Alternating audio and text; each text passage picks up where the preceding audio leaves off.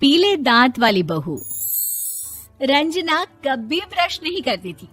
उसे कितनी बार उसके माँ बाप ने डांटा, लेकिन उसका कोई असर उस पर होता ही नहीं था, जिस कारण से उसके दांत पीले पीले हो जाते हैं। शादी के बाद अरे बहू, वैसे तो तुझ में कोई कमी नहीं है, पर तेरे दांत इतने पीले कैसे हैं बेटा? कैसे मतलब? कोई सर्जरी थोड़ी ना कराइए। वो तो क्या नाम, मैं ब्रश नहीं करती थी तो पीले हो गए। अब क्या करूं? आप कहें तो लाल करवा लूं या फिर काले? यार ये क्या है, क्यों माँ से लड़ रही हो? लड़ रही हूँ? अरे मैं लड़ रही हूँ या ये बोल रही है कि दांत पीले हैं, पीले। अरे तपस्या थोड़ी ना की है इन्हें पीले करने के लिए। बकायदा ब्रश नहीं किया है 20 साल तक, तब जाकर। छी, कैसी बात कर रही हो? ये उस वक्त तो पीले नहीं थे जब हम लोग तुम्हें देखने आए थे। अरे तब साफ करवा लिया होगा डेंटिस्ट के पास जाकर। अब देखो कैसे पीले पीले लग रहे हैं। रंजना सास की तरफ गुस्से से देखती है। फिर शुरू हो गई पीले पीले पीले। अरे पीले तो तब भी थे जब मेरे हाथ का रसगुल्ला उड़ा उड़ा कर खा रही थी और बोल रही थी, लड़की नहीं गुणों का खजाना दे रहे भाई साहब आप। खैर, अब वो लोग करते भी तो क्या करते, पीले दांत वाली बहू पल्ले पड़ी थी तो झेलना तो था ही। एक दिन कीर्तन में रंजना गाना गा रही थी। अरे कमला बहन, माँ का द्वार है, यहाँ तो सब शुद्ध होकर आते हैं, फिर अपनी बहू को ब्रश भी नहीं करवाती तुम। दूर से पीले पीले दांत भक्ति में बाधा उत्पन्न कर रहे हैं। अरे कोई 2 साल की बच्ची थोड़ी ना लेकर आई हूँ मैं बहू बनाकर।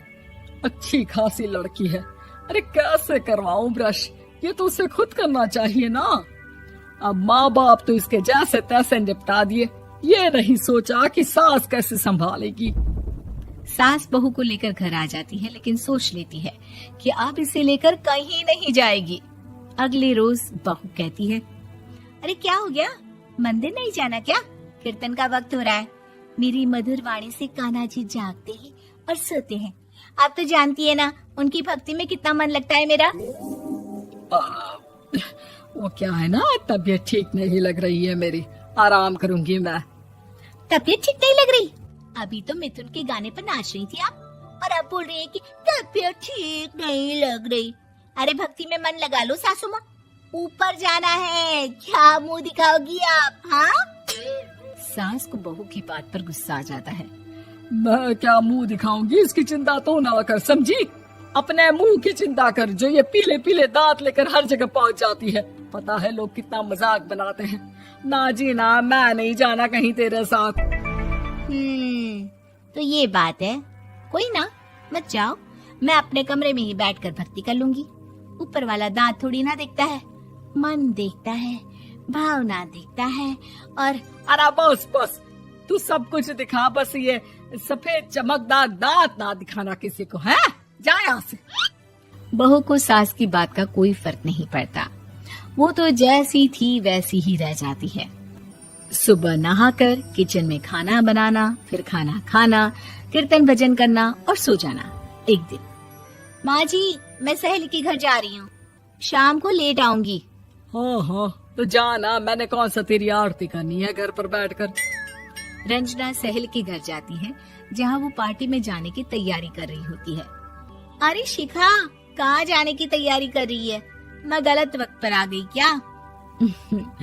अरे नहीं यार, उल्टा सही वक्त पर आई है।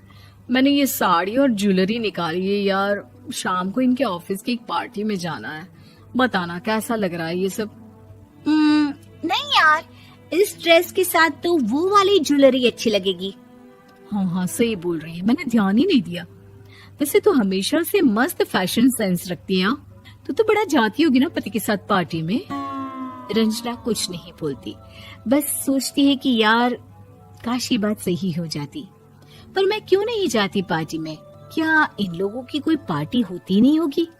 रंजना घर आती है और रात में पति से सवाल करती है, एक बात बताइए, आप मुझे किसी पार्टी में क्यों नहीं ले जाते? क्या आपकी यहाँ ऑफिस में पार्टी नहीं होती? पति बेचारा क्या कहता कि दांत पीले हैं तुम्हारे इसलिए।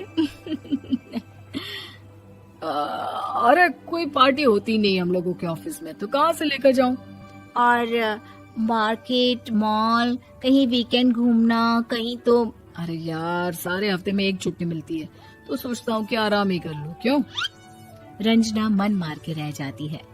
पहले कभी सास के साथ मंदिर जाया करती थी, लेकिन वो भी सास ने ले जाना बंद कर दिया। घर बैठी बैठी रंजना बोर हो जाती है। तभी उसे आइडिया आता है और वो मायके जाने का सोचती है। सासू माँ, 2 दिनों के लिए मम्मी के घर जा रही हूँ। अच्छा अच्छा ठीक है, आराम से जा। और हाँ, माँ से कुछ अच्छी आदत सीख कर आना कि कैसे शरीर के हर भाग की तरह दांतों की सफाई भी जरूरी होती है, समझी? शुरू हो गई ना आप।